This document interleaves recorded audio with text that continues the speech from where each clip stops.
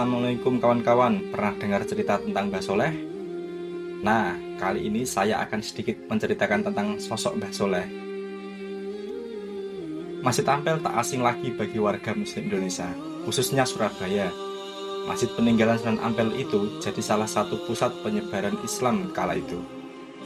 Karena sudah dibangun pada zaman Sunan Ampel, tak heran jika masjid ini sebagai salah satu masjid tertua di Indonesia. Banyak cerita unik yang melekat pada masjid ini. Selain cerita Mbah Bolong yang bisa melihat Ka'bah hanya dengan melubangi pengimaman masjid tersebut, ada juga kisah Mbah Soleh, tukang sapu Masjid Ampel yang meninggal 9 kali dan dimakamkan 9 kali yang terletak di samping Masjid Ampel, dan semuanya merupakan makam Mbah Soleh.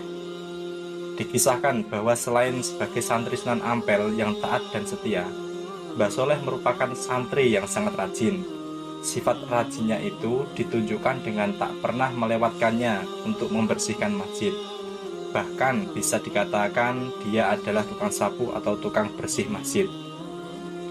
Mbah Soleh memang sangat terkenal sebagai sosok yang menjaga kebersihan.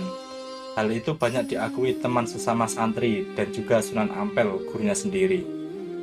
Hingga suatu hari saat Mbah Soleh meninggal, jasadnya kemudian dimakamkan di samping masjid.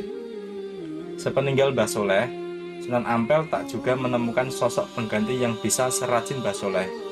Masjid jadi kurang terurus dan kotor. Saat itulah Sunan Ampel tiba-tiba ingat dengan Mbah Soleh.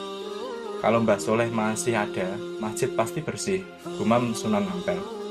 Seketika itu, tiba-tiba sosok serupa Mbah Soleh masuk dan menjalankan rutinitas yang biasanya dilakukan Mbah Soleh, yakni membersihkan masjid. Tapi tak lama sosok itu meninggal lagi dan dimakamkan di samping makam Mbah Soleh sebelumnya. Peristiwa tersebut berulang hingga 9 kali. Mbah Soleh baru benar-benar meninggal setelah Sunan Ampel meninggal. Setiap meninggal, Mbah Soleh selalu dimakamkan di samping makam yang sebelumnya.